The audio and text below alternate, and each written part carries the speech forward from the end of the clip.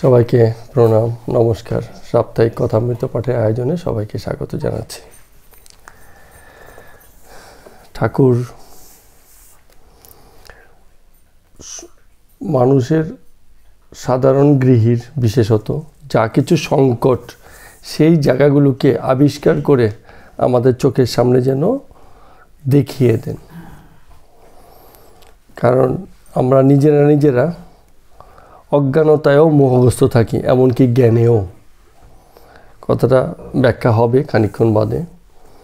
অজ্ঞানতা তো মোহগ্রস্ত বটেই, আবার জ্ঞানেও আমরা অনেক সময় মোহগ্রস্ত হয়ে যাই। তো সেই যে জায়গাগুলো যেগুলো ব্যক্তির জীবনে সংকটের জায়গা তৈরি করে দেয়, সেই জায়গাগুলোকে আইডেন্টিফাই করেন, শনাক্ত করে দেন, করে আমাদের সামনে বার করে দেখিয়ে দেন। এই যে দেখো, যেটা তোমার উচ্চতার পথ যদি ঠিকভাবে ব্যবহার না হয়, সেটাই তোমাকে নিচের দিকে নিয়ে যাবে। তো এগুলো একেবারে পরম প্রেমপূর্ণ না থাকলে, স্নেহ বাৎসল্য সেই পর্যায়ে না থাকলে, এটাকে বলবো আমরা অভিভাবকত্ব যদি সেই রকম না হয়, তাহলে এই দায়িত্ব এবং এই কর্তব্য আর এই কাজ সকলের দ্বারা করা হয়ে ওঠে না। দেখবেন শিক্ষকদের মধ্যে থেকে যারা খুব ভালো দায়িত্বপূর্ণ শিক্ষক, তারাই পারে একটা ছাত্র বা ছাত্রীর জীবনকে বড় ধরনের পরিবর্তন করতে। বাকিরা তো আসবে, পড়াবে, চলে যাবে। তো এই অভিভাবকত্বটা একদম উচ্চ পর্যায়ের, যেখানে দায়িত্ব, কর্তব্য, স্নেহ, প্রেম সব কিছু ভরপুর ছিল, যে কারণে তার কাছ থেকে এরকম পথনির্দেশিকা আমরা বারবারই পেয়েছি। আজকে আমরা পাঠপর্ব 37, আমাদের কথামৃত পাঠে পাঠপর্ব 37, সেটা দিয়ে আমরা শুরু করছি। যে কথাগুলো দিয়ে আজকের পাঠ আলোচনা শুরু হলো, চলুন তার গভীরে আমরা প্রবেশ করি। কি বলতে চাইছেন ঠাকুর? আমরা আমাদের বেদান্ত দর্শনের মূল কথা হচ্ছে যে আমি সেই অহম ব্রহ্মাস্মি, অর্থাৎ আমার ভিতরেই সে ব্রহ্ম আছে, আমার অস্তিত্বের ভিতর দিয়েই সে ব্রহ্মের প্রকাশ, অর্থাৎ ব্রহ্ম আর আমি কি হচ্ছে এক হলাম। এটা হচ্ছে অহম ব্রহ্মাস্মি, আমি সেই শুদ্ধ আত্মা। কিন্তু এই যে কথাটা, এই কথাটা আমরা এত আলোচনা করেছি, এত শুনেছি, যে কথাটা এখন জল ভাত হয়ে গেছে, একেবারে খুব সাধারণ কথা হয়ে গেছে। কিন্তু এই কথাটা খুব সাধারণ নয়, এবং যখন তখন এই কথাটাকে ব্যবহারের মতো বিষয়ও নয়। এটা একমাত্র পরিণত বোধের ক্ষেত্রেই এই কথাটার দাবি প্রতিষ্ঠিত হয়, না হলে কিন্তু কথায় কথায় এই দাবি প্রতিষ্ঠিত হয় না।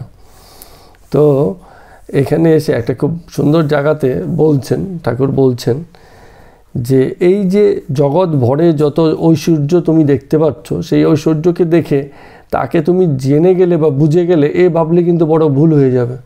এত বড় সাগর দেখলাম, বিশাল সাগর, বললাম বাহ, সাগর যদি এত বড় হয় তাহলে পরমাত্মা নিশ্চয়ই এর থেকেও বড় অসীম। কিন্তু সাগরের সীমিত ধারণা দিয়ে তুমি পরমাত্মার ধারণা পেতে পারো না। জগতের সৌন্দর্য দেখে সেই পরমাত্মার সৌন্দর্যের ধারণা আমাদের হয় না। ওই যে একজন ভক্ত গেছে, বলছে যে পাহাড়ে পাহাড়ে কেবল গোলাপের বন, গোলাপের বাগান, যতদূর চোখ যায় কেবল গোলাপ আর গোলাপ, এত বিশাল, এত সৌন্দর্যপূর্ণ যে তাই দেখে তার প্রতি আমার যেন প্রেমভাব আরও বেশি করে জাগলো বটে, জাগে বটে, জগতের সৌন্দর্য দেখে জাগে বটে, কিন্তু তার মানে এই নয় এই সৌন্দর্যের ভিতর দিয়ে তাকে আমরা দেখে নিলাম, তার প্রকাশ মাত্র আমরা দেখি, সামান্য কিছু প্রকাশ সৌন্দর্য রূপে আমাদের চোখে ধরা পড়ে, অন্য কারো চোখে ধরা নাও পড়তে পারে। সেই গোলাপ বাগানে যদি কোনো ভালু খেটে বেড়ায়, সে কিন্তু সেই গোলাপের সৌন্দর্য দেখবে না, সে সেখানে তার খাবার খুঁজবে। তো যে দেখছে, সে তার ভিতরের সৌন্দর্য দেখার মন বা দৃষ্টি আছে বলে, বিচার আছে বলে সে দেখে, না হলে গোলাপ বাগানও যা, আম বাগানও যা, কাঁটা বাগানও তাই, হিসেব মতো কিন্তু তাই, সবই এক। তো এক জায়গাতে বলছেন যে ঐশ্বর্য না থাকলে ধনীকে যেমন চেনা যায় না, তার মান্যতাও প্রতিষ্ঠিত হয় না, তেমনিভাবে জগতের এই ঐশ্বর্য আছে বলেই ঈশ্বরের প্রতি মান্যতা আসে। কিন্তু ঐশ্বর্য দিয়ে সেই ব্যক্তিকে, এখানে জগতের ব্যক্তি যদি হয়, কারো টাকা কত আছে তাই দিয়ে তো তার ব্যক্তির বিচার হবে না। তো এই একই রকমভাবে এই পরমাত্মার যত রকম ঐশ্বর্য আছে তাই দিয়ে তাকে বিচার করা যায় না। কোনো একজন ব্যক্তি কোটি টাকার মালিক, হ্যাঁ, এই পরিসংখ্যান দিয়ে কি সেই ব্যক্তিটা কেমন আমরা বলতে পারবো? বলতে পারবো না। ভালো হতে পারে, মন্দ হতে পারে, জোচ্চোর হতে পারে, বাটপার হতে পারে, কত রকম হতে পারে। তো ঐশ্বর্য দিয়ে সেসবের বিচার হয় না। তো এখানে আরেকটা জিনিস, ওই প্রথম যে কথাটা বলছিলেন সেই প্রসঙ্গে বলতে গিয়ে বলছেন যে আমি সেই শুদ্ধ আত্মা, এই যে কথাটা, এই কথাটা ব্যবহারের ক্ষেত্রটাকে বুঝে নিতে হবে। কীরকম ক্ষেত্র সেটা আমরাও আমাদের মতো করে একটুখানি বোঝার চেষ্টা করি। যে ছোট সে বড়র মতো আচরণ করতে পারে, কিন্তু বড় সমতুল্যতা কখনো পায় না। পাবে কি? কিন্তু বড় চাইলে ছোটর মতো সমতুল্যতা নিতে পারে। যেমন অনেক সময় হয় না, বড়রা বাচ্চাদের সাথে খেলে একেবারে বাচ্চার মতো হয়ে, কিন্তু একটা ছোট বাচ্চা বড়র মতো হয়ে মানে করতে পারবে? মানে ছোট থেকে বড় হওয়াটা খুব কঠিন কাজ, কিন্তু যে বড় হয়েছে তার পক্ষে ছোট হওয়া খুব সহজ কাজ। এখন আমি সেই শুদ্ধ আত্মা, এই কথা যদি একজন খানসামা রাজাকে গিয়ে বলে যে আমি আর আপনাতে কোনো ফারাক নেই, আমরা দুজনেই এক, তাহলে কথাটা প্রতিষ্ঠিত হয় না। এটা কি হচ্ছে, মানে একটা অন্যায় হয়ে যায়। খানসামা হচ্ছে ছোট সাধারণ পদ, রাজা অত্যন্ত উচ্চ পদ। হ্যাঁ, সেখানে এই তুলনাটা খানসামা করতে পারে না। করতে পারে কীরকমভাবে? রাজা কখনো কখনো তার যদি সমতায় বিশ্বাস থাকে, তাহলে সে খানসামাকে পাশে বসিয়ে বলবে তুমি আর আমি কোনো ভেদ নেই। এটা রাজার উচ্চতার পর্যায় থেকে মহানুভবতা, যে এই সমতুল্যতা সে স্বীকার করে। কিন্তু খানসামা স্বীকার করলে কি হবে? সে তো সেই পথ পায়নি, তার পক্ষে এটা খুব মুশকিল হয়ে যাবে। তো এই কথাটা বলছে, যে উঁচু হয়ে যায় সে সবাইকে খুব সহজেই আপন করে নিতে পারে, বা সে সাধারণের সঙ্গেও যেতে পারে। ব্রাহ্মণ চণ্ডাল যে কারোর সঙ্গেই মিশতে পারে, কারণ সে ওই জাতটাবোধের বাইরে। সন্ন্যাসীর যেমন কোনো জাত নেই কথাটা বলে, সন্ন্যাসী সবার জন্য, চণ্ডালেরও সন্ন্যাসী, ব্রাহ্মণেরও সন্ন্যাসী, তার কোনো আলাদা করে জাত নেই। কিন্তু যে সাধারণ হয়েছে তার পক্ষে কিন্তু এই কথাটা বলাটা খুব মুশকিল হয়ে যায়। তো এইভাবে কথাগুলো ইন্ডিকেট করছেন, অর্থাৎ জীবনের উচ্চতা যদি তোমাকে সেই জায়গায় নিয়ে যায়, তবে আমি সেই শুদ্ধ আত্মা, এই অনুভব তোমার ভিতর থেকে আসতে পারে। কিন্তু একেবারে প্রাইমারি পর্যায়ে সবেমাত্র এই ভাবের পথে যাত্রা শুরু হলো, সেখানে যদি বলা হয় যে আমি সেই শুদ্ধ আত্মা, আমি ব্রহ্ম, তাহলে কিন্তু খুব মুশকিল হয়ে যাবে, কারণ সেই স্থিতি তোমার অর্জিত হয়নি। তো এগুলো মানুষের মনের স্থিরতা যদি না আসে, তবে কেউ কেউ এরকম ভাব এবং এই ধরনের কথাবার্তা বিভিন্ন সময় বলে ফেলে। মন স্থির না হলে বায়ু স্থির হয় না, শরীরও স্থির হয় না। মানুষের শরীরের প্রতি যে মানে দেহাত্মবোধ, সেই জায়গাটাও মানে সে কাটাতে পারে না। তো এই জগতে সর্বত্র এই মন এবং মনের আমিরই খেলা। বারবারই বলছে, আমাদের সংকট বা আমাদের যন্ত্রণার জায়গায় একটাই, সেটা হচ্ছে আমার আমিকে আমরা কোথায় রাখবো। এ বড় মানে বেসামাল, একে সামাল দিয়ে সান্ত্বনা দিয়ে বুঝিয়ে বাজিয়ে রাখা যায় না। কেবলই সে ভিতর থেকে প্রতিবাদ করতে থাকে, আমি, অর্থাৎ আমি ছাড়া মানে নিজের অস্তিত্বের আর যেন কোনো প্রমাণ নেই, এবং এই আমিতেই যেন সব কিছু খেয়েছে, এরকম একটা ভাব। তো একটা উদাহরণ দিয়ে ঠাকুর রামকৃষ্ণদেব ঠাকুর বলছে একজন ঝাঁট দিচ্ছে, মানে ঝাঁট দেওয়া মহিলা হয় না, আপনারা তো দেখবেন একটু ভোরবেলার দিকে কখনো যদি যান, রাস্তার দিকে গেলে মেন রাস্তা দেখবেন যে রাস্তা ঝাঁট দেওয়া, বড় বড় ঝাড়ু হাতে নিয়ে ঝাঁট দেওয়া হচ্ছে। তো এরকম একজন ঝাঁট দিচ্ছে, তো আরেকজন এসে, সে হতে পারে সেই তার পরিচিত কি কাছের লোক কি দূরের লোক যেমনই হোক, তো এসে বলছে, ওগো শুনেছ, অমুক তো আর নেই, এই মারা গেল মাত্র। তো যে ঝাড় দিচ্ছে সে ঝাড় দিতে বলবে, কে কার কথা বলছো? বলছে ওই যে দেখো অমুক, ওই ব্যাপার হয়েছে, তুমি তাকে চেনো কিনা? তো ঝাড় দিতে বলবে, হ্যাঁ হ্যাঁ হ্যাঁ ঠিকই তো, চিনি তো আসলে, আর সে মারা গেল। মানে সে একটা, যেহেতু চিনতে পেরেছে, তারও একটা আফসোসের জায়গা তৈরি হয়ে গেল। এখন তার ঝাড় দেওয়া কিন্তু থেমে নেই, তার কাজ কিন্তু চলছে, ওই করতে করতে, কারণ বলছে হ্যাঁ, তো তার একটা শোকের জায়গাও তৈরি হলো, কর্মও চলছে, সে শুনে নিল। সেখানে আমিত্ব নেই, কিন্তু এই কথাটাই যদি তার আপনার বা নিজের লোকের ক্ষেত্রে প্রযোজ্য হয়। তার ঘরের কোনো লোক এরম যদি মানে সে শোনে হঠাৎ করে ঝাড় দিতে গিয়ে, তখন কি হবে, হাতের ঝাড়ু হাত থেকে পড়ে যাবে। হ্যাঁ, সে কিন্তু আর সেখানে থাকবে না, দৌড়ে বাড়ির দিকে ছুটবে। অথবা এমন হবে যে ঝাড় দিতে দিতে থেমে গেছে, ওই যে থেমে গেছে কিছুক্ষণ আর কোনো রানি, মানে এই অপ্রত্যাশিত সংবাদে তার কোনো আর তাৎক্ষণিক প্রতিক্রিয়া সে খুঁজে পাচ্ছে না, কি করবে, এরকম হয়তো। তো এই দুটো ব্যাপারে পার্থক্য হলো কি করে, একটা জায়গাতে পার্থক্য হলো, দুটোই মৃত্যু সংবাদ, কিন্তু একটা হচ্ছে আমার আপনার, আর একটা হচ্ছে আমার কেউ নয়। ঠিক আছে, যতক্ষণ আমি বোধ আছে, হ্যাঁ, ততক্ষণ কিন্তু এই যে এই অস্থিরতা, এই যে থেমে যাওয়া, এই প্রবল আঘাত, সেসব বিষয়গুলো আছে। আর যতক্ষণ আমি বোধ নেই ততক্ষণ এগুলো একটা কেবল সংবাদ হয়ে আসে। এই যে আমরা টিভি খুলি কি পেপার দেখি, অসংখ্য মৃত্যু সংবাদ, থোড়াই আমাদেরকে স্পর্শ করে, ওরমভাবে স্পর্শ করে না। কেন করে না? কারণ এ তো অপরের সংবাদ, আমার কি যায় আসে, আমি শুধু শুনেছি মাত্র, একটুখানি হয়তো খারাপ লাগা থাকতে পারে, কিন্তু এর বেশি কিছু নয়, কারণ সেখানে আমি বোধ নেই। তো এই কথাটাই ঠাকুর বলছেন যে এই যে এই আমি বোধের জন্য ব্যাপারগুলো কি পুরোপুরি আলাদা হয়ে যায়। কখনো মানে প্রবল আমরা প্রতিক্রিয়া দেখাই, কখনো আবার কোনো রকম প্রতিক্রিয়া আমাদের থেকে আসে না। তো এই সো অহম যে কথাটা বলছিল যে আমি সেই পরমাত্মা, এই কথাটা কখন প্রতিষ্ঠিত হয়? যখন এই আমি বোধের পারে গিয়ে ব্যক্তি নিজেকে দেখতে পায়। হ্যাঁ, যে মারা গেছে সেও আমি, আর এই যে বেঁচে আছে সেও আমি। এই বোধ তখনই আসবে যদি সেই আমি বোধ, আমার ঘরের লোক, আমার কাছের লোক, আমার পরিবারের লোক, এই ভাবনা থেকে কেউ বেরোতে পারে, তবেই। আর না হলে তো সেই একই ব্যাপার, একই ছকে, একই চক্রে যেন বারে বারে আটকে যাওয়া এবং তার মধ্যেই ঘোরপাক খাওয়া। তো প্রশ্ন হতে পারে, তাহলে ঘরের লোক মারা গেলে কি, তাহলে কী করবে? তখনও কি সে ঝাড় দিতে থাকবে? ঝাড় দেবে না। তো ঘরের লোক মারা গেলে তার দায়িত্ব বেশি হয়ে গেল, সে আবার দৌড়তে লাগলো। কিন্তু কর্ম এবং কর্মীর যে লক্ষণ, এটা হচ্ছে বাইরে অনেক পরিবর্তন হয়, কিন্তু ভিতরটা তার একই থাকে। সে জানে যে জগতে জন্ম মৃত্যুর খেলা চলছে, আমার গেলেও গেছে, পরের গেলেও গেছে, এই খেলাটা কিন্তু চলতে থাকবে। ভিতরে স্থির, বাইরে মানে কি বলবো এটাকে, যে তার যা দায়িত্ব কর্তব্য সেটা সে পালন করবে। এরকম আমরা অনেক সময় দেখেছি, স্বার্থপর লোকেদেরও হয়। আমি দেখেছিলাম, আমার মনে আছে, এক ভদ্রলোক, তার বাবা মারা গেছে, বেশ বয়স করে বাবা মারা গেছে। তো লোকের চোখে তো আমি কখনো জলই দেখলাম না, আমি বেশ খানিকটা সময় ছিলাম।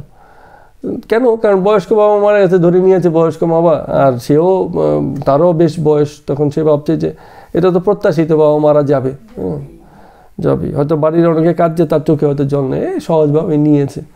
এবং আরও কারণ থাকতে পারে, হয়তো একটু স্বার্থপর ধরনের লোক বা ওই ধরনের স্মৃতিকাতরতা তার হয়তো নেই, অথবা তার অন্তর কাঁদে, বাইরে চোখ কাঁদে না, আমরা জানি না।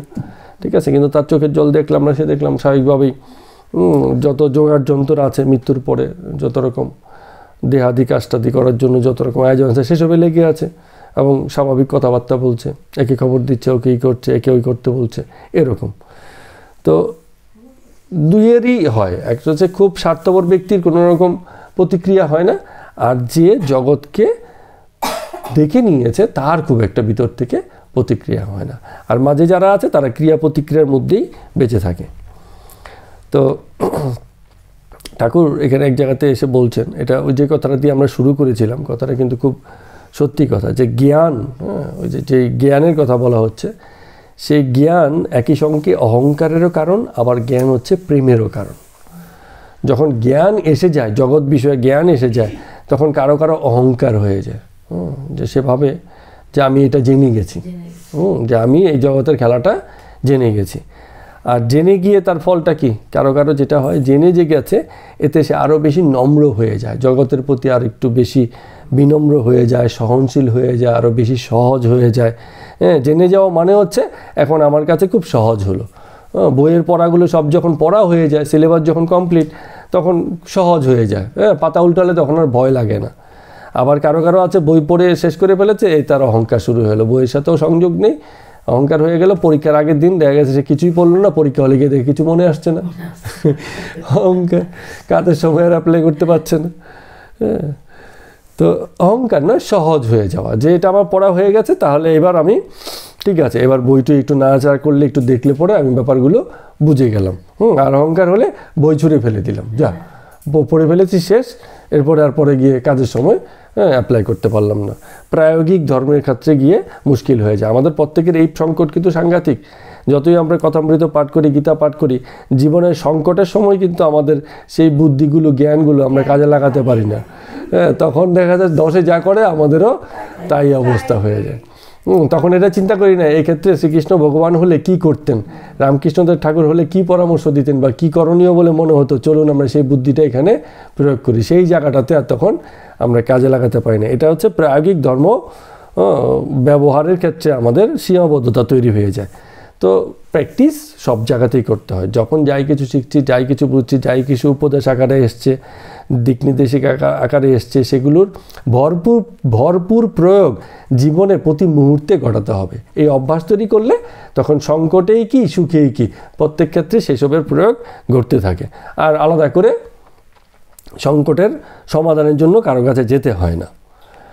তো এই কথাটা ঠাকুর এর আগেও বলেছেন কয়েকবার, যে জীব জগতে 4 প্রকার হয়: বদ্ধজীব, মুমুক্ষ জীব, মুক্তজীব, নিত্যজীব। বদ্ধজীব জীবনে বদ্ধ হয়ে আছে, সংসারে বদ্ধ হয়ে আছে, এবং বদ্ধ যে হয়ে আছে সে তাও বোঝে না। বদ্ধতাকেই সে খুশির মনে করে। ওই যে একদিন কথা হচ্ছিল না, যে কি বলছে ওটাকে, ওই যে বলে যে ঝগড়াই মানে সংসার জীবনের সৌন্দর্য। কি যেন একটা কথা হচ্ছিল একদিন। তাই আমি বলছিলাম ভালো কথা, তাহলে কি হবে, গাল বাড়িয়ে দিয়ে বলবো দাও 2খানা চর, আমিও 2খানা দিই, কি প্রকাশ হলো? প্রেম প্রকাশ হয়ে গেল। এই মারামারির ভিতর দিয়ে, এই ঝগড়াঝাটির ভিতর দিয়ে প্রেম প্রকাশ হলো। তো প্রেম হচ্ছে সেই যে মেলবন্ধনের জায়গাটা, এই জায়গাটা আবিষ্কার করা খুব মুশকিল হয়ে যায়। মেলবন্ধন অর্থ কী অর্থে? যে তোমার সাথে আমার মতের মিল হচ্ছে কি মতের অমিল হচ্ছে, এগুলো কোনো মানে বিষয় নয়। বিষয় হচ্ছে যে তোমার অস্তিত্বের প্রতি আমি সকল সময় সকল রকম মানে প্রেমপূর্ণ একই রকম অবস্থায় আছি। সেটাই হচ্ছে প্রকৃত প্রেমের লক্ষণ। আর এটা যদি হয় তাহলে সম্মান এসে যায়, সেখানে কিন্তু ঝগড়াঝাটি আসে না। আর ঝগড়াঝাটির একটা খারাপ দিকও আছে। প্রথম একটু মধুরই লাগবে, পরে দেখবেন যে এগুলোই তিক্ত লাগছে, ভীষণ রকমই তিক্ত লাগছে। প্রথম মধুর লাগে, ঝগড়াঝাটি হচ্ছে, কিন্তু পরে গিয়ে দেখা যাচ্ছে এবারও তিক্ত হয়ে যায়। সবসময় একই রকমভাবে তার স্বাদ আসে না। তো যাই হোক, এখানে যে কথাটা বলছে যে বদ্ধজীব, আরেকটা হচ্ছে মুমুক্ষ জীব। মুমুক্ষ হচ্ছে যার মুক্তির ইচ্ছা আছে, অর্থাৎ সে বদ্ধ বটে, কিন্তু তার সেই জায়গাটা সে আইডেন্টিফাই করতে পারে যে না, এই জিনিসটাতে আমার শান্তি নেই, আমি এর থেকেও আর একটু উন্নতর কোনো অবস্থা খুঁজছি যেখানে গেলে আমার মানে শান্ততা আসবে, মুমুক্ষতা, কিছু একটা চাই তার জীবনে। আর কেউ আছে মুক্তজীব। মুক্তজীব হচ্ছে কেউ আছে মানে জন্মের পর থেকেই এমন মানসিক স্থিতি তার আছে যে এই মুক্ততা সে প্রথম থেকেই লাভ করে যেন বসে আছে, সাধনার আগে সিদ্ধি লাভ করার মতো। এই ব্যাপারটা ঠাকুরও অনেক সময় বলেন, যে আপনি অনেক সময় বলেন না ঠাকুর সিদ্ধ, যদিও সাধনা করেছেন আমরা দেখেছি, কিন্তু তার এই বিষয়গুলো যে ছোটোবেলা থেকেই প্রকাশ পেয়ে যাচ্ছে। ঠিক আছে, তো সাধন পথে যেতে গেলে আরও অনেক কিছুর সহযোগ দরকার হয়েছে, কিন্তু এই যে লক্ষণ ছোটোবেলা থেকেই প্রকাশিত, এদের মধ্যে দেখেছে। এটা হচ্ছে মুক্তজীব, জন্মের মানে তাদের লক্ষণটা শুরু থেকেই এরকম। তো আরেকটা হচ্ছে নিত্যজীব। নিত্যজীব হওয়াটা খুব মুশকিল, এরকম খুব একটা দেখা যায় না। অবতাররা হয়তো নিত্যজীব, তারা সেই রকম গুণাবলী নিয়েই জন্মান এবং জগতের কর্ম করে দিয়ে আবার এই সংসার ছেড়ে চলে যান। এমন নিত্যজীব ঠাকুর নিজেও তাই। তো এমন হওয়াটা একটু মুশকিল আছে, এমন লোকের সাক্ষাৎ খুব একটা পাওয়া যায় না, এরা অবতার তুল্য। তো নিত্যজীব আছে, কেউ আছেন, ঠাকুরকে আমরা মুক্তজীবও বলতে পারি, মুমুক্ষও বলতে পারি, নিত্যজীবও বলতে পারি। জীবনের বিভিন্ন ফেজে তিনি বিভিন্ন রকম ছিলেন। মুমুক্ষতাও তার মধ্যে প্রকাশ পেয়েছে, মা চাই তোর দর্শন চাই। আবার মুক্তজীব হিসেবেও আগে পরের থেকে সেই জিনিসটা সবসময় ক্যারি করে গেছেন। আবার কখনো নিত্যজীবের মতো আচরণ করেছেন। সব রকমই তার কাছ থেকে পাওয়া গেছে। তো এখানে ঠাকুর একটা কথা বলছেন, কেউ আছে যাদেরকে ঈশ্বর সাধন করে ঈশ্বরকে পেতে হয় না। তারা জন্ম থেকেই অনেকটা মানে সেই সংযোগটা নিয়েই যেন জন্মায়। যেমন ভক্ত প্রহ্লাদের কথা বলছেন, ছোট বাচ্চা অবস্থা থেকে ভক্তি তার মধ্যে। প্রহ্লাদাদি নিত্যভক্ত, এরা জন্মের পর থেকেই মুক্ত। তারপরে আবার এখানে একটা এই উদাহরণটা দিতে গিয়ে একটা খুব সুন্দর কথা বলছেন যে কিছু কিছু এই যে মুক্তজীবের উদাহরণটা দিতে গিয়ে বলছে যে লাউ আর কুমড়োর ক্ষেত্রে কি হয়, আগে ফল হয় তারপরে ফুল হয়। কথাটা সুন্দরই বলেছে। লাউ কুমড়ো দেখেছেন না, প্রথমে কিন্তু মানে আগে ফল আসে, মানে প্রথমে ফলটা আসে তারপরে সেখান থেকে ফুলটা বের হয়। হ্যাঁ, তার মানে আগেই ফল হয়ে জন্মায়, ফুল থেকে পরে ফল, সেইটা মানে যেই ফল পরিণত হয় সেটা পরিপক্ক হয়, বড় হয়। কিছু আবার ঝরেও যায়, যেমন অনেকেরই অনেক সম্ভাবনা নিয়ে জন্মায়। ছোটোবেলায় ক্লাসে ক্রমাগত ফার্স্ট হয়ে ওঠা ছেলে মেয়ে বড়োবেলাতে কোনো পড়াশোনাতেই নেই। তার মানে প্রথমে তার সেই সম্ভাবনা জায়গাগুলো ছিল, পরে কোনো না কোনো কারণে সেই বিষয়গুলো হারিয়ে গেছে। তো লাউ কুমড়ো তো তাই হয়, সবই মানে বড় ফুল হয়ে জন্মায়, ফল হয়েই জন্মায়। তার মধ্যে কেউ কেউ ঠিক সংযোগের ফলে পরিণত ফল হয়, কেউ কেউ আবার ঝরে যায়। এটা জগতের নিয়ম, এরমভাবে হয়। তো এই যে প্রথমেই ফল হলো, এটাকে বলছে সাধনার আগেই মানে সিদ্ধি লাভ হয়ে গেছে। তো কিছু মানুষের জীবনেও তাই হয় যে তারা যেন জন্মিয়েছেই সিদ্ধি লাভ নিয়ে, তারপরে প্রয়োজনে কখনো একটু সাধনা করলো কি করলো না, এরম ব্যাপার। এই ব্যাপারটা যেন এমন, আমাদের এরম হয়ে গেলে খুব ভালো হতো বাচ্চাদের, যে আগে স্কুল পাস সার্টিফিকেট দিয়ে দেওয়া হলো, বললে এবার পরীক্ষা দাও।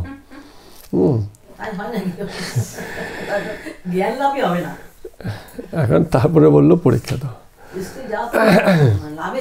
অথবা এমন হলো যে এইটা হলেও একেবারে যে খারাপ হবে তাও নয়, যে কে কত মার্কস পেতে চাও সেই সার্টিফিকেট আগে নিয়ে চলে যাও, এবার পড়াশোনা করো, পরীক্ষা দাও, হ্যাঁ ওই মার্কস তুমি অ্যাচিভ করে নাও। যদি না পাও তাহলে ছুটে গেল, সেই মার্কস তুমি পেলে না। আর যদি পেয়ে যাও তাহলে ওই সার্টিফিকেট তোমার রয়ে গেল, এরকম ব্যাপার। আমি কখনো আগে এরকম করতাম, আমাদের এককালের টিউশনের ছাত্রছাত্রীদেরকে আগে প্রশ্নপত্র দিয়ে দিতাম, যদি প্রশ্নপত্র দিয়ে দিয়েছি, চল এবার পরীক্ষা দিয়ে দেখ কত পাস। তাতেও শতভাগ নম্বর আসতো না। প্রশ্নপত্র পেয়ে গেছে, বাড়ি থেকে সব পড়ে এসছে, ওই দেখেই লিখেছে, তাতেও নাম্বার পাচ্ছে না, তা কোথায় আর যাবে, এরকম অবস্থা। তো হয়ে যায় এরকম কারো। তার মানে কি, ওই সাধনাটা না হলে না সিদ্ধিটাকে ধরে রাখা যায় না। কোনো কারণে যদি সেই অবস্থাটা পেয়েও যায় কেউ, কিন্তু ওই যে অনেকে বর পাওয়ার পরেও তো রাখতে পারলো না। মহিষাসুর বর পেয়েছে, কি বর পেয়েছে, আজীবন আয়ু পাবে, তাই তো, এরকম একটা ব্যাপার ছিল। তো মরতে তো ঠিক হলো অহংকারের বসে, সেগুলো কিন্তু আবার সেখান থেকে পতন হয়ে যায়। তো পেলেও সবাই সব কিছু রাখতে পারে না, কৃপা পেলেও রাখা যায় না। এইভাবে কথাগুলোকে তিনি এরকম করে বর্ণনা করছেন। তো কেন এই যে এরকম লাউ কুমড়োতে সবই ফল হয়ে জন্মায়, তারপরে কেউ কেউ ফুল হয় না কেন? কারণ শক্তির প্রকাশ ভিন্ন ভিন্ন হয়, সকলের মধ্যে একরকম হয় না। শক্তি সকলের মধ্যেই আছে, কিন্তু তার প্রকাশ, তার ব্যবহার, এগুলো কিন্তু খুব মুশকিলের ব্যাপার হয়ে যায়। আজকে একজনের একটা কথা দেখছিলাম, সেখানে একটা কথা খুব ভালো বলছে প্রারব্ধ বলে একটা কথা আছে, আপনারা অনেকেই জানেন। প্রারব্ধ মানে কি হচ্ছে, যে এই যেটা আমরা অনেক সময় বলে না, জন্ম জন্মান্তরে কর্মফল ধাপে ধাপে হয়। আমরা একটা গল্প সেই সময় পড়েছিলাম, যে ওই যে দুজন সবের উপরে বসে সব সাধনা করছিল, একজন তো হ্যাঁ গাছে উঠলো, আরেকজনকে তো বাগে নিয়ে গেল। তো যে গাছে উঠেছে সে সবে মাত্র সেই সাধনাতে এসছে। তো যখন ওকে নিয়ে চলে গেছে, সে ভাবলো ঠিক আছে সব যখন আছে আমি একটু সাধনা করে দেখি পাওয়া যায় কিনা। ও মা, সেখানে বসা মাত্রই দেখা গেছে একটু পরে দেবী দর্শন দিয়েছে, আর ওই লোক জীবনপাত করে দিল, তার দেবীর দর্শন ঘটল না। তো প্রারব্ধকে সেই জায়গা থেকে বলা হয় যে প্রারব্ধ হচ্ছে কি, একটা কন্টিনিউয়াস কর্মফলের একটা ধারণা আছে, যে ওই করে করে করে করে তবে বিষয়গুলো এগুলো হয়। কারো কারো খুব সহজেই হয়ে যায়, কারো কারো একেবারেই মানে অনেক চেষ্টা করেও হয় না বিষয়গুলো। তো এই প্রারব্ধর ব্যাখ্যাটা কি হবে, অনেকে অনেক রকমভাবে ব্যাখ্যা করে, বলে পূর্বজন্মের কর্মফল। শুধু তাই না, এই বিষয়টা হচ্ছে দুটো জিনিসের সমন্বয় প্রারব্ধ ব্যাপারটা। একটা দুটো বিষয় আছে, আমি এখানে একটু লিখছি। প্রারব্ধ একটাকে আমরা বলতে পারি, একটাকে বলে পুরুষার্থ, বলছি আমি একটু বাদে। আরেকটা হচ্ছে এটাকে আমরা বলবো এই যে ভাগ্য বলি, ঠিক আছে। ভাগ্যটা অবশ্য অনেক বিষয়ের উপর নির্ভর করে, এই দুটো মিলিয়ে প্রারব্ধটা হয়। যেমন ধরুন আমি খুব সুস্বাস্থ্য পাইনি, কথার কথা, দেখতেই পাচ্ছেন আমাকে হালকা ফুলকা চেহারা। আবার কেউ কেউ জন্মের পর থেকে হেভি একটা মানে চেহারা পেয়ে গেছে। তো এই যে আমাদের ভাগ্যে আমার সুস্বাস্থ্য ঘটলো না, আবার একজনের খুব সুন্দর স্বাস্থ্য হলো, আবার কাউকে কাউকে এমনও দেখেছি এমন স্বাস্থ্য হয়েছে অনেক চেষ্টা চরিত্র করেও স্বাস্থ্য কোনো কমাতে পারছে না, এরকম হয়তো। তো এটা তো একটা ভাগ্য এক হিসেবে বলতে পারে যে আমার এমন ভাগ্য যে আমার ভারী চেহারা হচ্ছে না, আবার কারো কারো এমন ভাগ্য যে তার চেহারা পাতলা হচ্ছে না। তো এটা শুধু ভাগ্য না, এই ভাগ্যটা অনেক কিছুর উপরে দাঁড়ায়। আমরা ভাগ্য বা ফেট বলতে যেরকম বুঝি যেন একটা কাকতালীয় যোগাযোগ। পথে যাচ্ছি 1 কোটি টাকা পড়ে আছে, ভাগ্যে পেয়ে গেলাম, লটারি কেটেছি, প্রথম প্রাইজ লেগে গেল, এগুলোকে আমরা ভাগ্য হিসেবে জানি। কিন্তু ভাগ্যের সংযোগ আমাদের জীবনে প্রতি মুহূর্তেই আছে। তাঁতি 10টা শাড়ি বুনেছে, কে কোনটা পরবে আমরা জানি না, জানি কি? কিন্তু আপনার প্রত্যেকে একটা শাড়ি একটা করে শাড়ি পরে এসছেন। তো তাঁতি যখন এই বুনেছে আর আপনি যে এইটা পরবেন, এই সংযোগটা কিন্তু আগে থেকে তৈরি ছিল না। ঠিক আছে, কিভাবে তৈরি হলো? আপনি হয়তো কোথাও না কোথাও গেছেন, কেউ হয়তো আপনার জন্য গিফট করে এনেছে, কেউ পছন্দ করে এনেছে, এই আরও অনেক কিছু সংযোগে তবে গিয়ে ভাগ্যটা তৈরি হয়। আমরা বলতে যেটা বোঝাচ্ছি, ভাগ্য মানে শুধু লটারি পাওয়া নয়, এরকম কাকতালীয় বিষয় নয়। ভাগ্য অনেক কিছু সংযোগে তবে তৈরি হয়। বাস স্টেশনে গেছি আমরা, বাস স্ট্যান্ডে গেছি, সেখানে মানে একের পর এক বাস যাচ্ছে, সবই তো গড়িয়া যাচ্ছে, 10টা বাস আছে গড়িয়ার। আপনি একটা ছেড়ে দিয়ে পরেরটা উঠলেন, একটুখানি যাওয়ার পরে দেখলেন প্রথম যে বাসটা ছেড়ে গেছে ও অ্যাক্সিডেন্টে কাত হয়ে পড়ে আছে, পিছনে বাসে আপনি কিন্তু চলে যাচ্ছেন। আপনি কেন ওঠেননি? কারণ আপনার জানালার পাশে সিট পছন্দ, অথচ ওখানে সিট ছিল, আপনি চাইলে উঠতে পারতেন। তো এগুলোকে আমরা অনেক সময় ভাগ্য বলি, কিন্তু এগুলো হচ্ছে বিভিন্ন সংযোগ। ওই যে আপনি একটা জিনিস পছন্দ করে রেখেছেন, হ্যাঁ, বা আপনার কোথাও যাওয়ার ক্ষেত্রে তারা নেই, আপনি পিছনে বাসে উঠতে পারতেন, তারা বলে আর দৌড়ে গিয়ে আরেকটা বাসে উঠলেন, সেটাই অ্যাক্সিডেন্টে পড়লে, এমনও হতে পারে। তো কি ঘটবে এটা শুধু একটা দুটো বিষয়ের উপর নির্ভর করছে না, বা আমরা যেটাকে কপাল বলি সেই বিষয়ের উপরে নির্ভর করছে না। এগুলো অনেক কিছু সংযোগের মধ্য দিয়ে তৈরি হয়। ওই গাড়িটা যে অ্যাক্সিডেন্টে পড়লো, ওই গাড়িটা অন্য একটা দেশ হলে হয়তো অ্যাক্সিডেন্টে পড়তো না। আমাদের দেশ খানাখন্দে ভরা, ট্রাফিক নিয়মকানুন মানে না, এইসবের জন্য ওইটার দুর্ভাগ্য এমন যে সে অ্যাক্সিডেন্টে পড়েছে। তাহলে তার অ্যাক্সিডেন্টে পড়ার জন্য কিন্তু আরও অনেকগুলো বিষয় কারণ আছে। হ্যাঁ, রাস্তা খারাপ হলে এমনি অ্যাক্সিডেন্ট হবে, তাহলে রাস্তা খারাপও দুর্ভাগ্যের কারণ। শুধু আমার কপালে লেখা ছিল সেটা কিন্তু কারণ নয় যে আমি রাস্তায় যাচ্ছি আমার কপাল খারাপ, আমি দুর্ভাগ্য মানে ওখানে পড়েছি, তা নয়।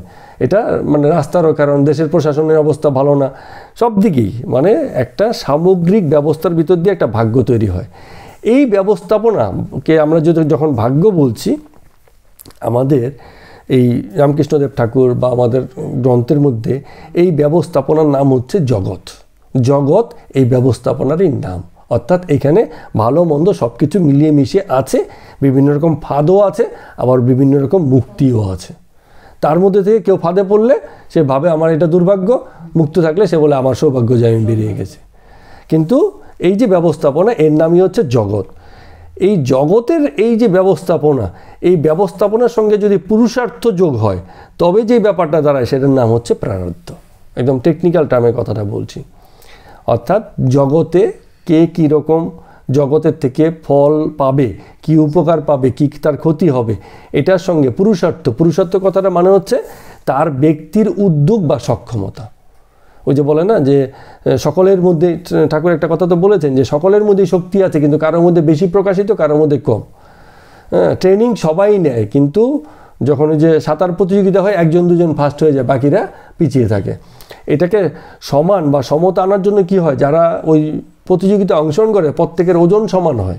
আপনারা এটা জানেন তো নিশ্চয়ই। ওই যে অলিম্পিকে যে খেলা হয়, ক্যাটাগরি হয়, 55 কেজির ওজনের ক্যাটাগরি, 61 কেজি ওজনের ক্যাটাগরি ভাগ করে দেওয়া আছে। কেন? সবার সমতা হতে হবে, কারো বেশি যেন না হয়। কমে জয়েন করতে পারবে, কিন্তু বেশি হলে যোগ দিতে পারবে না। কমেও যদি হয় তাহলে তাকে বলে যে তুমি কি করবে কি করবে না, তুমি কিন্তু কম আছো।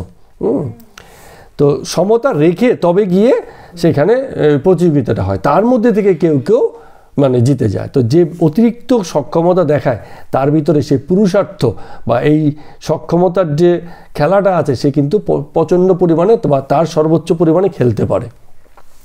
তাহলে জগৎ যা কিছু প্রস্তুতি দিয়ে রেখেছে তার সঙ্গে পুরুষার্থ মিলে যে ব্যাপারটা তৈরি হয় সেটাই হচ্ছে আমাদের প্রারব্ধ। এটাই হচ্ছে জন্ম জন্মান্তরের কর্মফল। হ্যাঁ, আপনি ভারতের মাটিতে জন্মেছেন, এটা খুব স্বাভাবিক ব্যাপার, আপনি আধ্যাত্মিক হবেন। আপনি আমেরিকায় জন্মাবেন, আপনি নাস্তিক হবেন। আমেরিকাতে লোক ধর্ম বিশ্বাস করে কম, ওখানে হাওয়াটাই এরকম। আর ভারতের মাটি সবসময় কী হয়েছে, এখানে আধ্যাত্মিকতার চর্চাটা ভীষণভাবে আছে। তাহলে এই যে মানে পরিবেশগত যে সাপোর্টটা আপনি পাচ্ছেন, হ্যাঁ, এইটা হচ্ছে ভাগ্য যে আপনি ভারতে জন্মেছেন।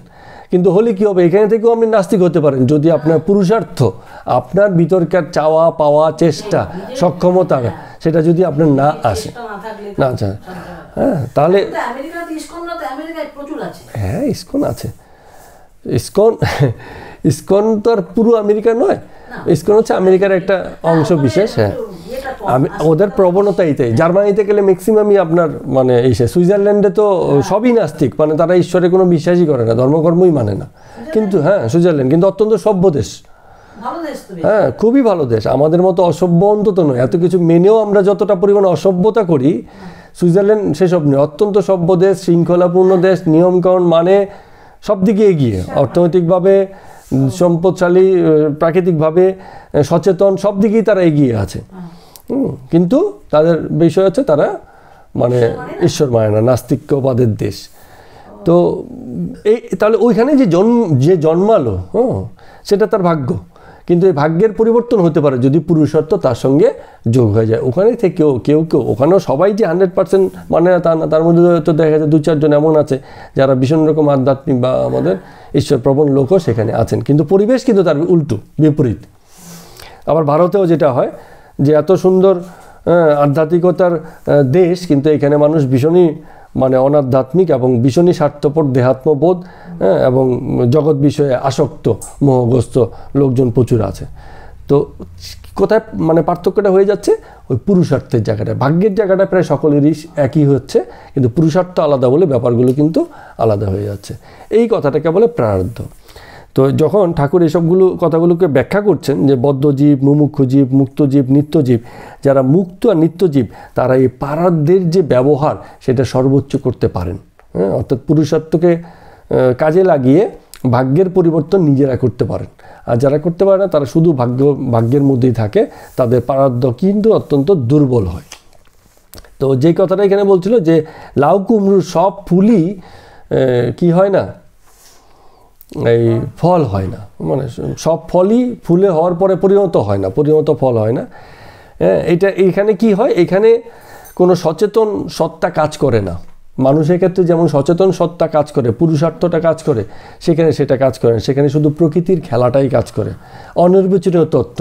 100টা ফুল হলে 50টা ঝরে যাবে। যদি সবই ফল হতো তাহলে তো গাছে আর মানে করতে পারতো না। দেখা গেছে শুধু কুমড়ো গাছ আর লাউ গাছ জগৎ ভরে থাকতো, কেন এত ফল খেত না, মাটিতে পড়তো, সবই কেবল হতো। তো প্রকৃতির একটা সাম্যাবস্থা মেনটেন করার জন্য সে তার মতো করে এই কাজগুলোকে চালিয়ে দেয়। কোনো গাছ হয়তো দেখা গেছে ফলই হয় না, এরকম হতে পারে। তো এগুলো আমরা ঠিক করতে পারি না, প্রকৃতির ব্যবস্থায় প্রাকৃতিক নিয়মে এসব চলতে থাকে, অনির্বাচনীয় তত্ত্বের মধ্য দিয়ে এসব চলতে থাকে। তো এবার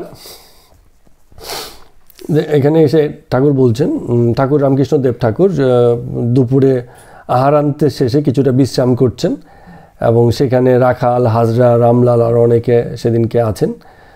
তো একজন ভক্ত ছিলেন, সেই ভক্তের প্রতি রামকৃষ্ণ ঠাকুর বলছেন যে এই যে সংসার হবে না কেন, মানে সংসারে থেকে হবে না কেন, কথাটা যে বারবার সংসারে বলে যে আমরা সংসারে আছি আমাদের কি হবে, বলছে সংসারে থেকে হবে না কেন। তো এই না হওয়ার পিছনে কারণ হচ্ছে যা কিছু এতক্ষণ বলা হলো সেসব বিষয় তো আছেই। তা আরেকটা বিষয় বলছেন ঠাকুর এখানে এসে, বলে জনকাদি জ্ঞান লাভ করে সংসারে থেকেছিলেন। মানে জনক রাজা কী করেছিলেন, একদিকে জ্ঞান আবার একদিকে রাজত্ব, দুই করছিলেন, কিন্তু কোনো রকম মানে ভয় তার ছিল না।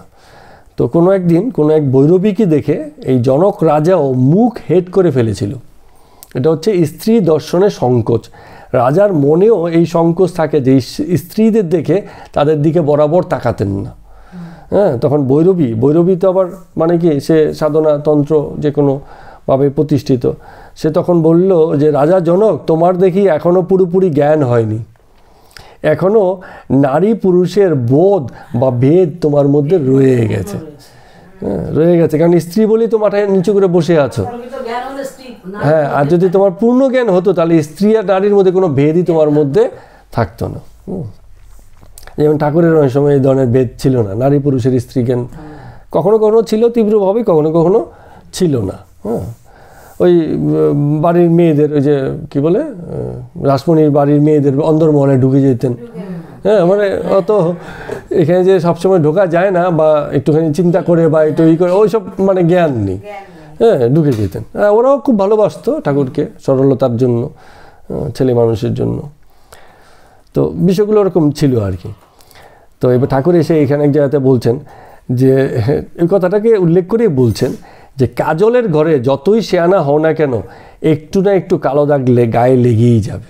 ঘরের চারদিকেই কাজল কাজল কালো কালো, হ্যাঁ, তো এদিক ওদিক করতে করতে ঠিক গায়ে লেগে যায়। এইসব জিনিস ভেবেই ওই জনক রাজা যে ছিল তারা সবসময় ভৈরবী জেনেও তার দিকে সরাসরি তাকাচ্ছেন না, এরম ভাব।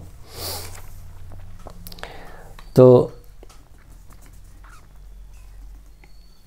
এবার আরেকটা কথা বলছেন যে অনেক সময় তোমাদের সংসারীদেরকেও দেখা যায় যে খুব গরাদের লাল পাড় শাড়ি পরে, হ্যাঁ, খুব পূজা অর্চনা করছো, এরকম দেখা যায়। মেয়েদের কথা বলছি আর কি, সাদা লাল পাড় গরাদের শাড়ি পরে খুবই করে, এমনকি জলযোগ পর্যন্ত সেই একই ভাব, দেখে মনে হবে একেবারে মা লক্ষ্মীটি। হ্যাঁ, কিন্তু আবার যখন এই শাড়ি খুলে ফেলে অন্য শাড়ি পরে নিয়েছ, আবার সেই রজতমর খেলা তোমার সংসারের মধ্যে চলছে। এই কথাটা এখানে বললেন। তো এবার একজন তান্ত্রিক ভক্ত প্রশ্ন করছেন যে তাহলে যারা পরমংশ হয় তাদের কি পাপ পুণ্য বোধ থাকে না? রামকৃষ্ণদেব ঠাকুরকে বলছেন, কারণ তিনি পরমংশ, তখন এই খেতাব বা এই পদবি তার এসেছিল তখন সে সময়, তো এই কারণে হয়তো জিজ্ঞেস করছেন। তো এবার রামকৃষ্ণদেব ঠাকুর বলছেন যে এই কথাটা কেশব সেনও আমাকে জিজ্ঞেস করেছিল, তা আমি বললাম যে অল্প অল্পই বললাম, এর বেশি যদি জিজ্ঞেস করো তাহলে কিন্তু তোমার আর দল টল থাকবে না, মুশকিলে পড়ে যাবে। তো কেশব সেন তখন বললে ঠিক আছে থাক, এর বেশি আর জানার দরকার নেই। তার মানে পরমংশের গুরুতত্ত্ব মানে তাকেই বলা যায়, বললে আবার তার মুশকিল। সে যদি এগুলো জেনে যায় তাহলে তার যা কিছু মানে করে সে বসে আছে। কেশব সেন তো ওই যে ব্রাহ্ম সমাজের বিশিষ্ট, তাহলে এই যে দল টল করছে এইসব তখন আর থাকবে না, এই বোধগুলো তখন নষ্ট হয়ে যাবে। তো পরমংশ অবস্থায় এখানে এই প্রশ্নের উত্তরে তিনি বলছেন যে পরমংশ অবস্থায় তিনিই সুমতি দেন, তিনিই কুমতি দেন। হ্যাঁ, কারণ পুরো অস্তিত্বের মধ্যে তিনিই থাকেন, আর কেউ থাকে না। পরমংশ কখনো এই ভাবে না।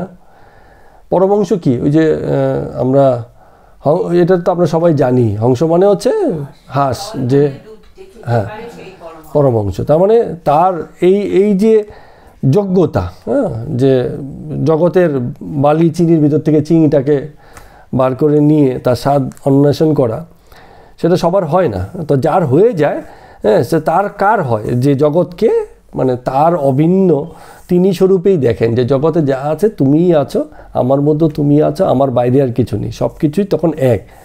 হ্যাঁ, তার কাছে আমরা গাছ আম গাছ কোনো পার্থক্য নেই, সব কিছু তখন তার এক হয়ে যায়। তো যার ভিতরে এমন বোধ এসছে, হ্যাঁ, সেই তো পরমংশ। না হলে আর পরমংশ হওয়াটা ওই কথায় কথায় হয়ে যাবে, কিন্তু সেই এটা প্রতিষ্ঠিত হবে না, এরম হয়ে যায় আর কি। তো তান্ত্রিক বলছেন তবে কি তাহলে কর্মফল আছে? তো রামকৃষ্ণ ঠাকুর সুন্দর বলছেন, বলে তুমি লঙ্কা খাবে আর ঝাল লাগবে না? হ্যাঁ, তো কর্মফল তো আছেই, তুমি যেটা করবে তার একটা ফল তো সঙ্গে সঙ্গেই হয়।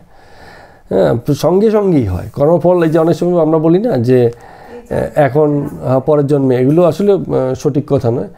আমরা প্রতি মুহূর্তে কর্মফলেই দাঁড়িয়ে আছি। যখন আমরা গীতা পড়ছিলাম এইসব বিষয়ে আরও বিস্তারিত আলোচনা হয়েছিল যে আমরা কর্মফলেই দাঁড়িয়েছি। আমাদের সারা জীবনের যত কর্ম, সেসবের যা ফল হওয়ার কথা তার উপরেই দাঁড়িয়ে আছি। আমরা কি করি, এক একটা কর্মের এক একটা কর্মফল সেই মুহূর্তে জোরানোর চেষ্টা করি। কেউ চুরি করলো তো তার হাত কেটে পড়ে যাবে, আমরা এই ধরনের কর্মফল আশা করি। কিন্তু চুরির কর্মফল কি? চুরি করে যদি কারো বাগান থেকে পেয়ারা আনা হয়, তার কর্মফল হচ্ছে সেই সময় তুমি পেয়ারা খেতে পাচ্ছ। ফলটাকে সবসময় আমরা ভালো বা মন্দের হিসেবে দেখি, যে পেয়ারা খেয়ে তোমার পেটের সমস্যা হবে তবে তোমার কর্মফল ভোগ হলো, বিষয়টা তা না। তুমি চুরি করে যেটা পেয়েছো সেটা তোমার সামনে আছে, এটাই তোমার ফল। এটার সাথে ভালো মন্দের সংযোগ নেই। ভালো মন্দ তো তোমার স্থিতি তোমার নির্ধারণ করে দিবে। হ্যাঁ, যে কারণে কৃষ্ণ মিথ্যা বলেও কৃষ্ণই থেকে যায়। কর্মফল হিসাবে তাকে সেই মিথ্যা বলার জন্য কিছু মানে ভোগ করতে হয় না, কারণ ফল তখনই দাঁড়িয়ে গেছে, মিথ্যা বলার উদ্দেশ্যটা তখনই সফল হয়েছে। কি বলেছিল ওই যে কর্ণকে যখন হত্যা করবে, মারবে, যখন চাকা পড়ে গেছিল, কাঁধে আটকে গেল, একটা কিছু যেন মানে এটা ছলনার একটা আশ্রয় নেওয়া। হ্যাঁ, তো ফলটা কি হয়েছে? ফল হয়েছে কর্ণ হত, ওটাই ফল। ওই যে কর্ম, তার ফল হচ্ছে কর্ণ সে সময় মারা গেল। যে ব্যক্তি ফল করেছে তার ফলটা সেই মানে তাকেই সবসময় ভোগ করতে হবে, বিষয়গুলো তা না। এই যে আমাদের দুর্নীতিবাজ নেতাকর্মী যারা আছে তাদের কর্মের ফলকেই ভোগ করে, আমরা ভোগ করছি। তো যে কর্ম করছে তার ফল যে সবসময় সেই ভোগ করবে তা না। বাবা মা খারাপ কিছু করেছে, ভোগ করে সন্তান তার খারাপ কর্ম ভোগ করছে। ক্লাসে টিচার পড়ায়নি, ভোগান্তি কার হবে? ক্লাসে টিচার পড়ায়নি, ভোগান্তি কার হবে বলো? স্টুডেন্ট হবে, ও পাস করতে পারবে না।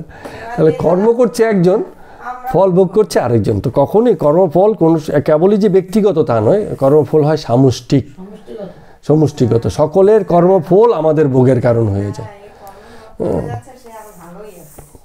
তো বিষয় হতে পারে না, একটা জন মানুষের কি বলবো, গীতাতেও তো লেখা আছে কর্মফল আপনার থাকবেই, সেটা এই জন্মে না হতে পারে, পরের জন্মে হতে পারে। তাহলে গান্ধারী কেন বললো? গান্ধারী অত রাজ পরিবারের রাজকন্যা এবং রাজবধূ, অত ক্ষমতা, অতগুলো ছেলে কেন মরলো? কৃষ্ণকে তো শ্রদ্ধা করে, পুজো করে। তুমি কৃষ্ণকে সরাসরি জিজ্ঞেস করো যে কৃষ্ণ, আমি তো আপনাকে চিনি, আমি আপনার পক্ষেই সবসময় রয়েছি, আমি আমার ছেলেকে আশীর্বাদ করতেও বলেছি যে দেখো যথা ধর্ম তথা জয়। আমি তো ওদের বলিনি তোমার জিতে এসো, ওর জন্য ওরা হেরে যাক, এটা বলিনি কখনো। গান্ধারী জ্ঞানী মহিলা, জ্ঞানী ছিল, ও কৃষ্ণকে চিনতো। তখন কৃষ্ণ বলেছিল যে দেখো কর্মফল তোমাকে ভোগ করতেই হবে। আমি কি কর্ম খারাপ করেছি তুমি বলো? আমি এই জন্ম তো জ্ঞান তো কোনো অপকর্ম করিনি, এটা আমি ভালোভাবেই জানি। তখন তুমি এই জন্মে করনি, আগে কি করনি? এগুলো কৃষ্ণজি বলেছিল তখন দেখো তুমি আমার পরম ভক্ত বলেই তোমাকে এই যে তুমি 100টা প্রজাপতি মেরেছিলে, মালা গেঁথেছিলে ছোটবেলায়, তখন তুমি নাবালিকা, তোমার কোনো বোধ ছিল না, তাই তুমি গেঁথেছিলে। কিন্তু ওই যে তুমি প্রাণ তো শেষ করেছো, প্রাণ তো তাদের শেষ করেছো বিনা অপরাধে। আচ্ছা, এবার ওই 100টা প্রজাপতির যে পাপ খণ্ডন, তোমাকে আমি 100 বার জন্ম দিয়ে এই জন্মে একটা ছেলে, আবার একটা জন্মের ছেলে এভাবে মারতে পারতাম, যেহেতু তুমি আমার ভক্ত, মানে তুমি আমাকে ভালোবাসো, একবারই শ্রদ্ধা করো, তাই তোমাকে সব কর্মফল এক জন্মে শেষ করে দেবো। এতে তোমার কষ্টটা অনেক কমে গেল। ঠিক। ও এই ঘটনার ভিতর দিয়ে ব্যক্তিগত কর্মের ফল ভোগ হলো। তো সামষ্টিক কর্মের ফলও সবসময় ভোগ হয়। সমষ্টিগত কেউ না কেউ করছে। হ্যাঁ, এই যে হত্যার যে সংস্কৃতি, হ্যাঁ এই যে হত্যার যে সংস্কৃতি, অথবা এই যে কি বলে এটা দুর্যোধনের এই যুদ্ধংদেহী মানসিকতার জন্য 2 লক্ষ লোক মারা গেছে, শ্রমিক হোক, এই যোদ্ধা হোক, সাধারণ যোদ্ধা হোক। তাহলে সিদ্ধান্ত একজনের, কিন্তু ফলটা এত ভোগ করতে হচ্ছে। তো এই ফল ভোগ ওরও হয়েছে ব্যক্তিগত পর্যায়ে, আবার সামষ্টিকভাবেও সেটার একটা ফল হয়েছে। দুই রকমের হয়। এখন শুধু ব্যক্তিগত হলে হবে না।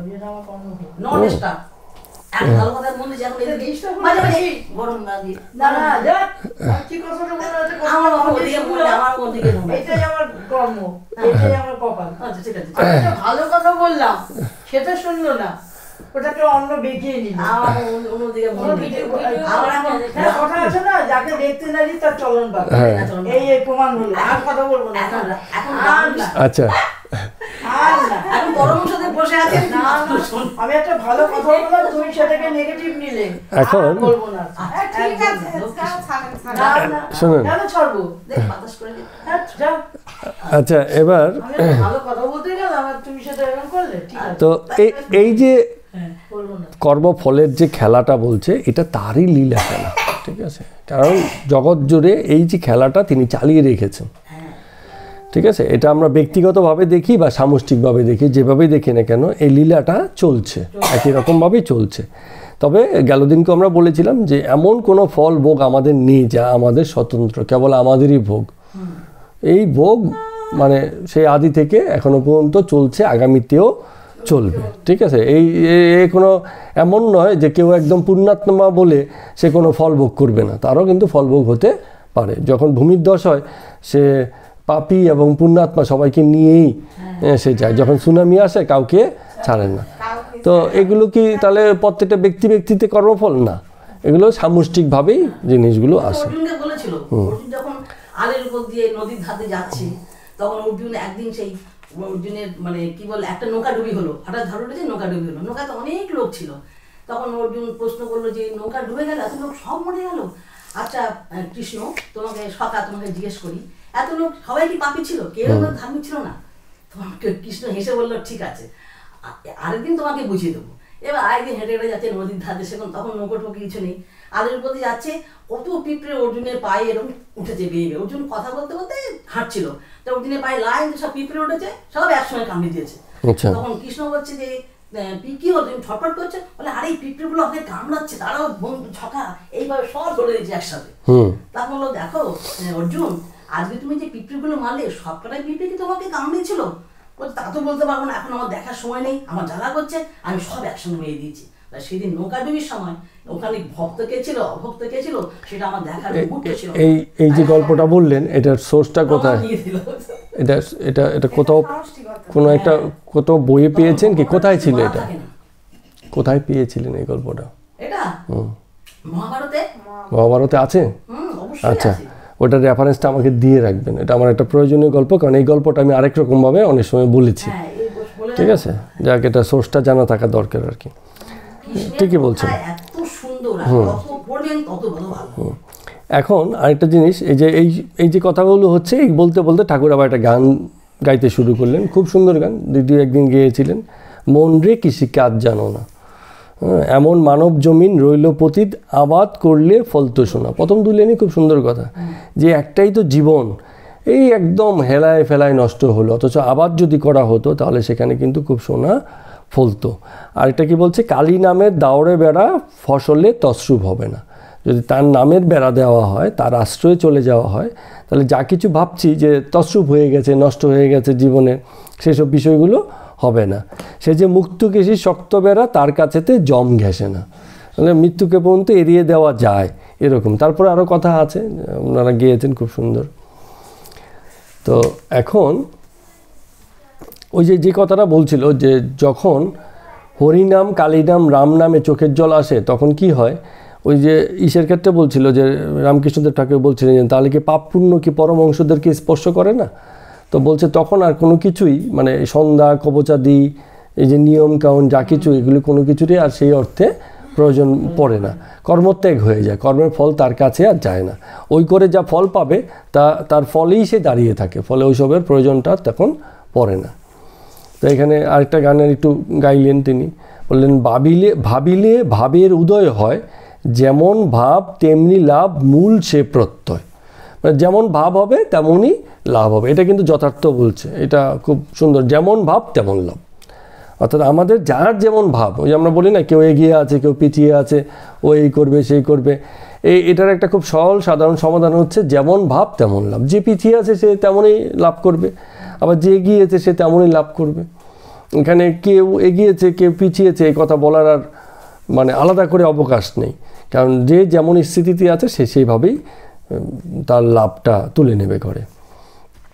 তো বলছে যে বিদ্যার আমি, ভক্তের আমি, দাস আমি, ভালো আমি হয়ে থাক, যেই কথাটা আমরা বলছি, বজ্জাত আমিটা যেন জীবন থেকে চলে যায়, যে আমিটা তোমাকে বারবার মানে ল্যাং মেরে ফেলে দেয়, সেই আমিটা যেন চলে যায়। বিদ্যার আমিটা মানে জ্ঞানের আমিটা, ভক্তের আমিটা, যে আমিটা তাকে ঈশ্বর জেনে তাকে সমর্পণ করেছে, তার দাস হয়েছে, সেটা যেন তোমার জীবনে থাকে। তো এবার তান্ত্রিক ভক্ত বলছেন, আপনার সাথে কথা বলে অনেক সংশয় দূর হয়ে গেল।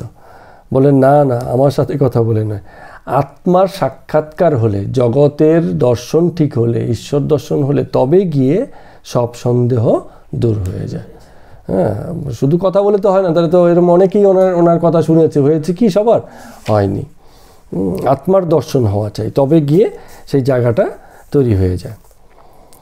তো আফসোস করে বলছেন যে এই শহরে হাবাতেগুলো, মানে নিজের ভাষায় বলছেন আর কি, হাবাতেগুলোর বিশ্বাসই হয় না, হ্যাঁ, সর্বদাই সংশয়, যাই বলি না কেন সবেতেই কেবল সন্দেহ করে। হ্যাঁ, হবে নেই বা কেন, আত্মসাক্ষাৎকার তো হয়নি, নিজেকে চেনা হয়নি, যে কারণে এই অবিশ্বাসের জায়গাটা খুব বেশি। শুদ্ধ ভক্তি থাকলে এইসব জিনিস হয় না। শুদ্ধ ভক্তি মানে হচ্ছে যে ভক্তিতে কোনো কামনা নেই। ওই যে আপনি অনেক সময় বলেন না অহেতুকী ভক্তি, যে কোনো কারণ নেই, কেন ভালোবাসি, কী কারণে ভালোবাসি, আমার অন্তরে এই ভালোবাসা আছে তাই ভালোবাসি। কোনো কারণের ভিতর দিয়ে সেসব বিষয়গুলো দাঁড়ায় না। তো তান্ত্রিক ভক্ত একটা কথা আবার জিজ্ঞেস করলেন, বললেন আজকাল তান্ত্রিক ক্রিয়াতে খুব একটা ফল হয় না, দেখবেন এই জিনিসটা হয়। এই যে 101 টাকায় 301 টাকায় কী বলে এটাকে বশীকরণ, আগের মতো আর সেই সব কাজ হয় না। হ্যাঁ, হাবি যাবি অনেক কিছু। তো হ্যাঁ, তো বলছে যে আগের মতো কাজ হয় না। হ্যাঁ, কেন কাজ হয় না জিজ্ঞেস করছে রামকৃষ্ণদেব ঠাকুরকে। বলছেন কারণ হচ্ছে সর্বাঙ্গীন হয় না, ভক্তিপূর্বক হয় না। হ্যাঁ, উদ্দেশ্য তো কিছু থাকে যে আমি কিছু করব, কিছু লাভ করব, এই করব সেই করবো, এইসব বিষয়গুলো থাকে। তো ফলে কী হচ্ছে, সর্বাঙ্গীনও হয় না, ভক্তিপূর্বক হয় না, তাই কাজের কাজ কিছু হয় না, ফলে না কিছু। কিন্তু যে ঠিক ভক্ত হয়েছে তার কোনো ভাবনা নেই। হ্যাঁ, বলে তখন তার দায়িত্ব সব কিছু, ওই যে খানিকক্ষণ আগে যেটা বলছিল পরম